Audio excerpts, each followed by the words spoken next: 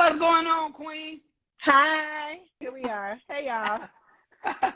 So yeah, I'm in the same, but I'm like, what's going on? They don't want us to talk about this, right? Because I am a big believer in manifestation. I'm a big believer. That's my middle like name. like when I tell you I'm a believer, like for me, when I was 10 years old, I wanted this scooter from Target that cost $214, right? You And my trusted mother God. was on dope. She was on dope. My mother was on dope, and my daddy got killed. So I was like, man, I want this scooter. I didn't know how I was gonna do it. And so one of my friends had a lawnmower. I ain't never cut grass a day in my life. But you figured. I knocked on so many people's doors.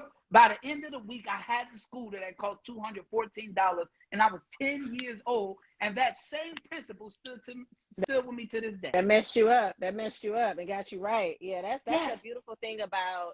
I think God gives us, although some things seem materialistic, it's the principle behind it, and we just have to have that. Like when that rabbit is running after the carrot, it's like that carrot got to be something to keep us going, and that makes you just go. So yeah, I love it. I love it, but let's get started. Tell them a little bit about yourself. We about to go in, Queen. Okay, long story short, picked up a brush 2014. My 9-year anniversary is coming up since I started that, and I just similar to your scooter story, I just wanted a different life, but I didn't find a lawnmower. I found paint, and so I wanted to, I wanted to buy the house. I wanted to get the new car, and my job was not fulfilling. And I just heard the word paint just as clear as day. And I realized that painting was God giving me the brush to take control of whatever I wanted. And so I was able to manifest, deals from anybody you can think of. I probably have already worked with. Even my new computer here from Microsoft, one of my new partners, I've been able to just do so many amazing things just through my thoughts and bring it to life. I love that. So let's go back to that moment. Like, what was that moment at that 9 to 5 that made you like, yo, I'm ready? Like, what was that last straw? I think it was like I was in the lunchroom and I saw some older ladies at the time, and they just seemed so overly content with just coming to work and going home. And I just told myself, these are amazing women with all these talents, and they're literally just okay with just being at a job every day, right? And nothing against a 9 to 5, because we need somebody to work to a job, right? We got to have somebody that works. But I think for me, what was so sad was that I just imagined all the dreams and all the sass and all the things all these ideas that I had. I said, I could not contain this stuff to a 9 to 5, because every day I would go home, like, I still had more left in me. I was like, this 9 to 5 ain't going to be it. And so I think once I decided that I needed something more came. But how was that transition? Because, a lot of people scared to leave that 9 to 5. So how was that leaving part? I didn't leave until 2021. It took me 6 years to leave my job. And so for me, it was one day I woke up and, during quarantine, they talked to you crazy. I was like, how you going to talk to me crazy in my own house? And I know I got an office in my house, but this is my house. And so I clearly heard God say, you're letting them talk to you that way because you don't know who you are. They don't know who you are, but you don't know who you are either. And so all that I possessed and that I had in me was being dumbed down, because I was allowing myself to go to a job and just letting people talk to me a certain way. And my ideas were being muddled because I was stressed out. So by the time I got off work, I was exhausted. So I was like, no, let me try something different. And so once I tried to do different things, it just showed up. And so I nailed a deal with Peloton that year. I started working with Foot Locker, Cadillac, Hallmark. Literally all the big companies that I just saw every day became my clients. And it was all because I took that leap into the unknown. So, everybody's going to ask, like, how was this part? Like, you got to break that. You got to go back a little bit. You got to tell us how. No, I'm telling you, the same way we're on this internet talking to one follower or 100, people are watching. Like, I don't think you understand how much people watch us every day. And most of those people with 4 or 5 followers are VPs of companies. These people have connections to connections. I think because I do good business and I'm a good person, that goes a long way with people. So when my name comes up in meetings, they're like, you know what, I work with her too. She's good folks. Like, I just got a call from my friends in Miami-Dade to do this huge project. They're like, look, we know it's last minute, but I said, what's the budget? What's the timeline? And I'm literally dropping off $1,000 worth of artwork before I head to the airport, because of relationship and because my name is great in the earth. And so when you have opportunities don't wait. Like, I'm sitting here now painting in advance. I don't even have the deals that I want yet, but I'm painting in advance right now. So when it shows up, it's already like, what you need, what color scheme you need. I could change the colors. And so I'm always, it's almost like when you get ready for war, they don't train you to use a gun when the war is imminent. They train it before war even happens. So I'm the artist that's always training for an artistic art. Like, my arsenal is crazy. Like, I literally have designs that sit. You say, Mel, I got an idea for so-and-so. What's the color scheme? Literally within minutes, I can screenshot you, say, which three of these you want? You're like, I mean, I guess I take a black and white one, just staying ready. And so a lot of us are praying all these big prayers, but we're not up late at night. We're not eating dinner in our offices and working until, until somebody come ask how you doing. I'm literally sitting here now. I got 4 screens up, client information here. I got my phone here. I got my stuff behind me, and it's grind time. Every day is grind time. You don't ever act like, even with being on a billboard, I still came home and worked that same day. I celebrated for about an hour and came right back. You have to stay hungry with success. You have to stay hungry at all times. Yes. I love it. It's the truth, because I'm obsessed with what I do. Like, I'm a real creative. Yeah. Like, yeah. I'm obsessed. Yeah. And I tell people all the time, like, that obsessed, like, I'm going to always keep growing. I ain't going to get stagnant ever, because I'm doing what I love, and you don't got to tell me to do it, because I was doing it before I made $1. Period. Yep. Right. And so what is some of the beliefs that you hear people have? What's like the top belief people have when it comes to manifesting? I think manifesting is writing the vision. Habakkuk 2:2. I don't know people's religion, but I'm Christian. And my favorite scripture, I have it written all over the house, is Habakkuk 2:2. Write the vision and make it plain. And that's just not rhetoric, right? For me, I am a Post-it note girl. I am a sticky note girl. I have all of my visions. Literally, my office is a huge Post-it note. And so even when things don't happen in my timeline, I never give up like it's not going to happen, right? And so I just saw my time hop from Facebook. I said, wow, this is a dope Microsoft. This is when Microsoft came out with a 32-inch new, computer screen. It's amazing. All these things. And man, one day I would want to have one of those. And I'm not going to tell you this was delivered to my house 3 weeks ago, free of charge from Microsoft. I'm a Microsoft partner now. It took 6.5 years. I didn't even know it was a possibility. He was like, hey, we got an idea for you. Let's do it. Literally, it's in my house now. And now my design, I've done probably 50 designs since this was delivered. And it has completely optimized my business. But again, putting things out into the atmosphere, it's not going to do me any good by keeping it in my head. It's not going to do me any good by whispering it to myself. I write it down in my journal. I tell 1 or 2 trusted confidants so they know I'm not crazy. And I use my social media as my digital journal. So when I post, like I posted the other day, one of my favorite singers from Kindred Family Soul, I did this whole caption, and at the end of it, I put up next Beyonce. People are like, oh, I would love. I said, no, I'm going to work with Beyonce. Yes. And so I just put it on there. So we go back, and whenever I start working with her, you be like, dang, she talked about that at the beginning of the year. That's crazy. She put it in writing. So put it in writing so you can remind yourself of how to dream. And that's my biggest thing. I always remind myself of, like, okay, this is my goal. I got knocked back a few steps, but I'm going to keep pushing it. So this is the goal that I wrote down. I love it. I love especially what you said. Like, even if you don't hit the time, you don't stop it still. Yeah. See, a lot of people say, like, the goals be unrealistic. I want to see you gotta be by next week. They be like, by next week, though. They be like, come on, let's be realistic. No. And then it's like, if it don't happen, when it really happens, keep going. Because it's going to happen. Because you will look at it and you're like, man, that day done passed. And actually, something happens in you that makes you even go harder than you did before. Yeah. For sure. Right. Yeah, and I think that's important. Yeah. Go ahead. No, I love it, because I hear a lot of people when they dreams don't happen when they want it to happen, they give up on the dream. Listen, I just turned 40 last year, and I had this whole, I had things that I wanted to happen that are just delayed. They're not gonna not happen. And I had to be gentle with myself, because we don't know God's plan. We don't know what's going to happen. And I quit my job, it'll be 2 years next week. And within that year and a half, 2 years, everything I wanted to do in 10 years happened in 1. You know what I mean? So the time that you make up with God, when you get on God's rhythm, into his flow of things, time is not a concept for God. God is like, girl, what I got for you don't matter. Like, it does not even matter. And so I had to relinquish control. My word for the year is surrender. And I'm a Taurus. I'm extremely stubborn. I got my I'm an plans. I got it Aries. all. Oh, I'm Lord. Aries. So anyway. I'm Aries. So anyway. You was almost an Aries. It's Oh, okay. I was not. I'm a true Taurus. I'm the 11th. I'm right. I'm like a strong Taurus. And because of that stubbornness, the plans got to be this. We leaving at 5 o'clock. God, I want you to do this at 39.5, at 40 point, whatever. And God is like, okay, you done? Are you finished? And so even on my dream board, I'm looking at now, I have a blank piece of paper, even within my dream board, because I'm like, all right, God, this is what I want, but I'm leaving room for you to do what you got. And so the reason that's important, because we can have all the plans in the world, but if it's not in alignment with what God wanted us since the day we were born, it's not going to happen.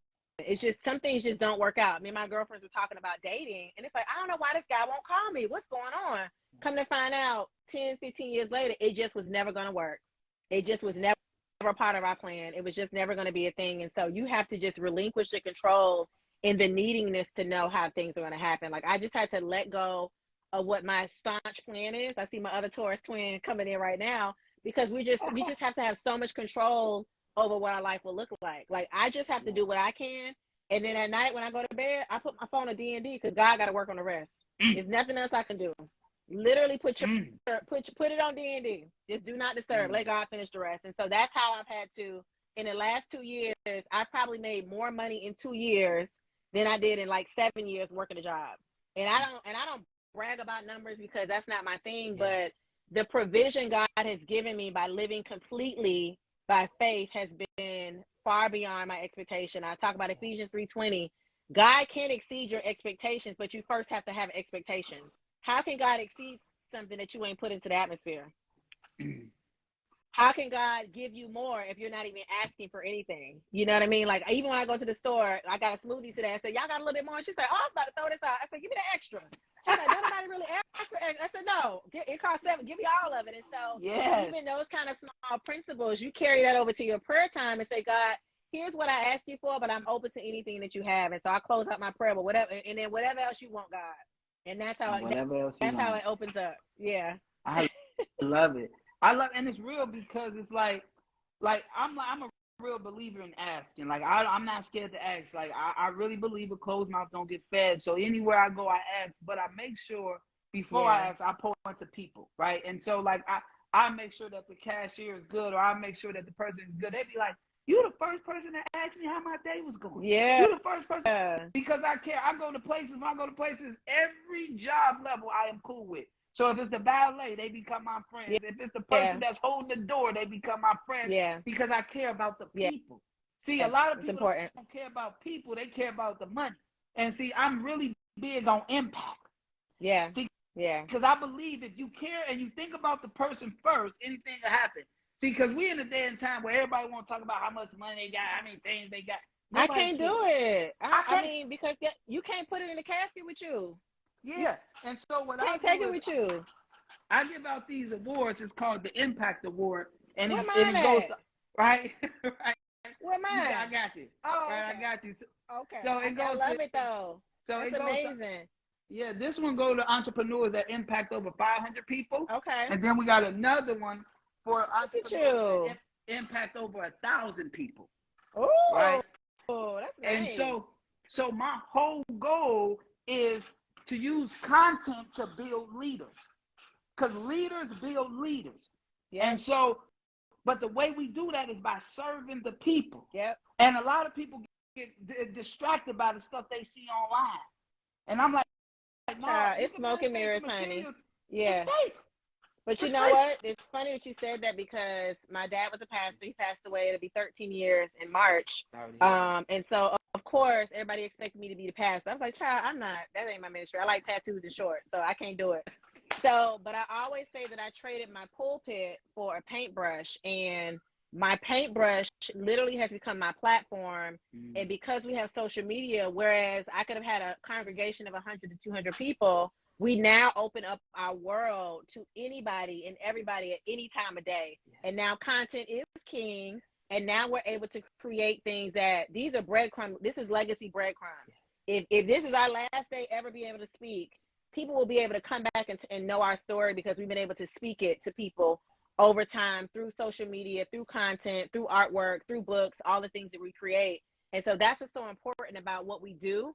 Yeah, I'm selling art, but I'm really just trying to tell you to keep believing in your dreams, right? Like that's the way I pull you in. This is my piece of cheese. My art is my cheese to get the mouse in the trap, right? And I trap you here and be like, okay, now I got you here. Let me tell you about God, you know? And so it all needs to lead back to God. And I think that's the key part, that what we do is that we give honor back to God, right? 100%. And so that's why I think that is I know that is my secret weapon. I know that's why I've been allowed to elevate as quickly and as vastly and amazingly that I have, because I'm not afraid to give it back to God. Like literally, I could be I'm speaking at the White House about planting flowers, and I'm like, oh, but God, you always find a way to bring it back.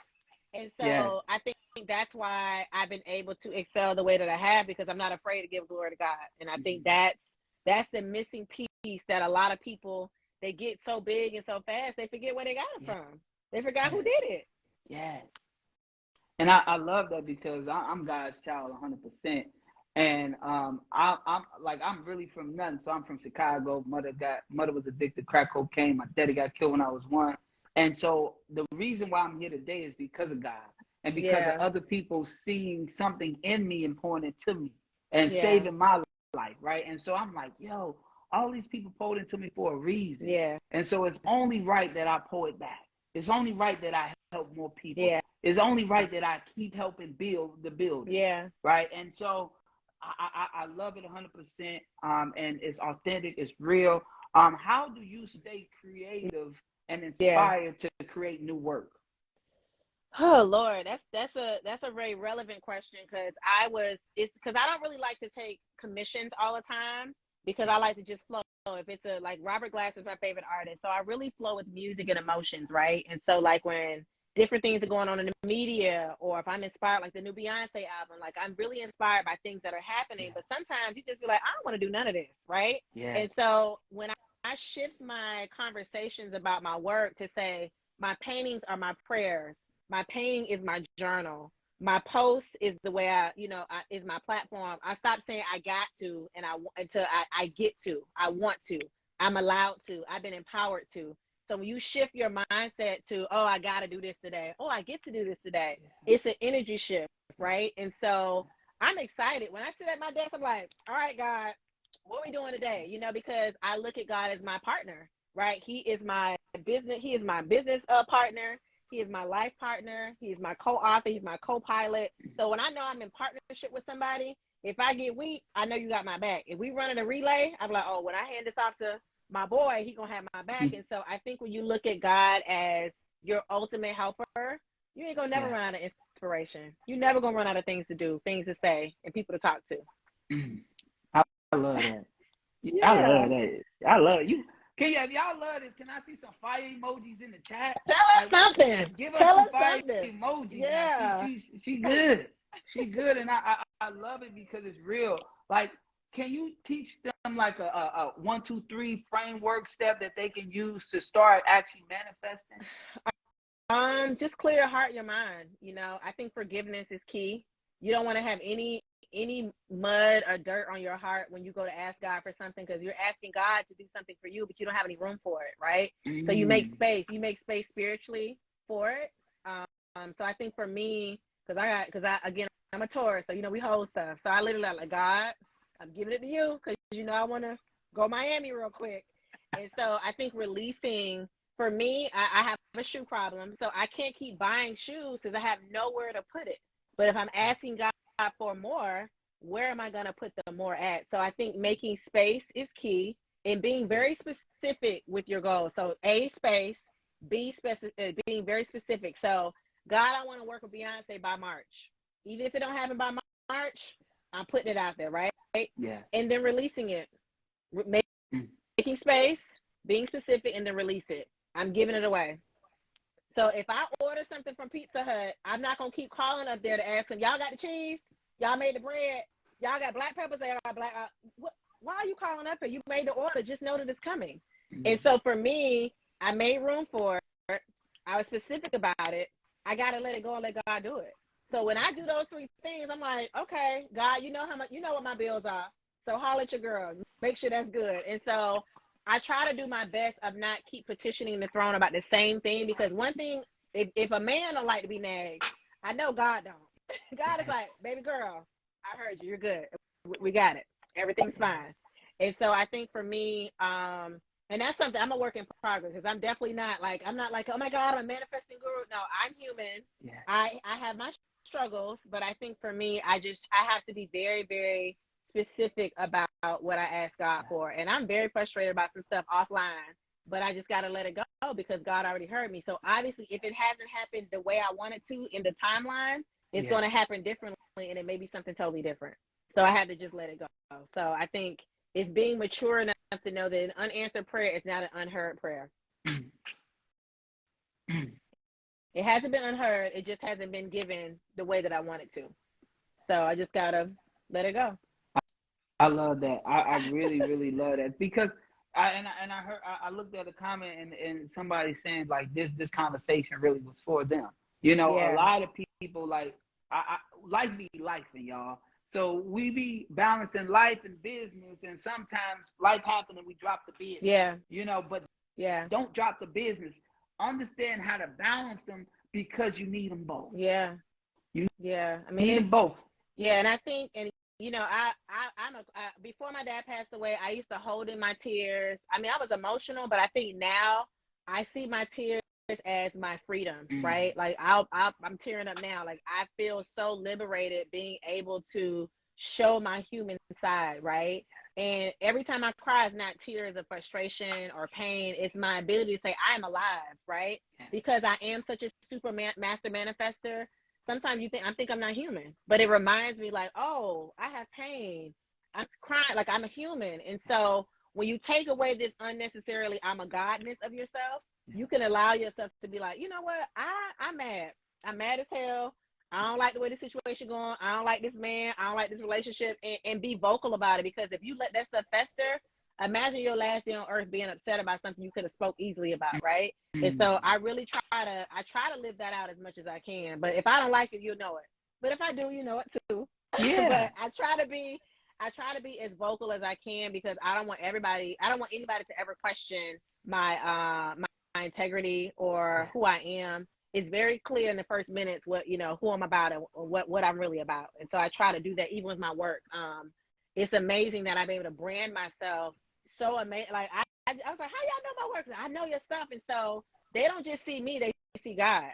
Like my artwork is an extension of what God has been able to speak through me. So I'm just amazed at how, you know, I keep getting hired by people that I don't even know. They know me, and that I'm able to brand myself in such a way that, I mean, across the country, people know who I am, and across the world. So that's just like an amazing feeling. Like God gave me something so distinct that they know it's me and they know it's God. And that's just like that's a huge feeling. And that's how it's supposed to be. Like you said something big, integrity. Integrity is everything. Like I got a family creed that I created. Number 1 is integrity. Number 2 is unity. Number 3 is courage, and number 4 is legacy. Right? So those are values. Like we would never let nobody tarnish our integrity. So I never do something outside of me. And 2, we always gonna build together. It's no I. We're gonna always build together. 3, we always gonna have the courage to speak up even when somebody don't want to hear. Right? And 4 is we building legacy. So everything ain't for today, it's for tomorrow. Yep. And so one big thing I promised myself was I'll never not speak up. Yeah. Sometimes I get kicked out of rooms. Yeah. Right? I remember I spent $25,000 to get in this room, and I told them it was basic, the information they was teaching. And they kicked me out. I know the room you're talking about. Yeah, they kicked me out. Okay. They kicked me out on day 4. Right? Keep it real. It had to be said. Somebody had to say it. Yeah, and I'm just like, yo, people really came here for this information, and it wasn't. Don't be stingy.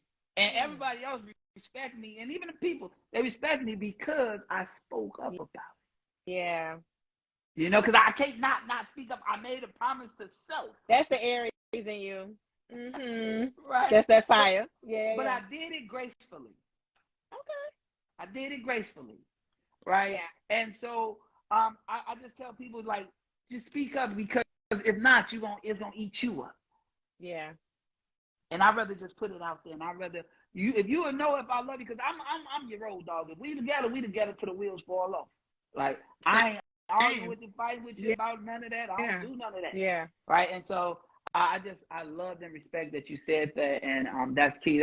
That's crazy. You know that room.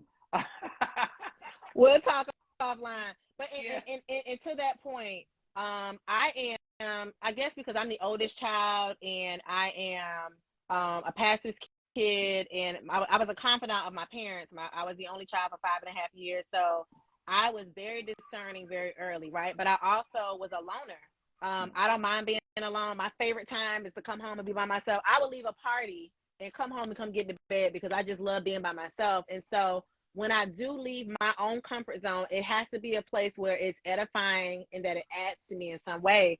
And of course I socialize because I have friends, but I'm like, why are we here?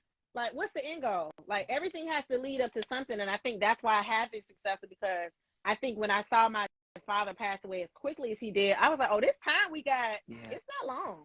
Like, we don't have time to be wasting. Like, everything's not about money, but it's about legacy. That's one of my favorite words. And so I don't waste my time. And so if I'm spending my money and my time, oh, y'all got to come up with something else. Like, I'm not about to be sitting in here. So I don't do a lot of conferences and all of these, get-togethers, because it's a bunch of talking in circles. Y'all give me a pamphlet or a link to something so I can make me some of it. Show me how to make these t-shirts and where I don't have to go to China. Like, send me that. I ain't gotta eat. We ain't gotta dress up.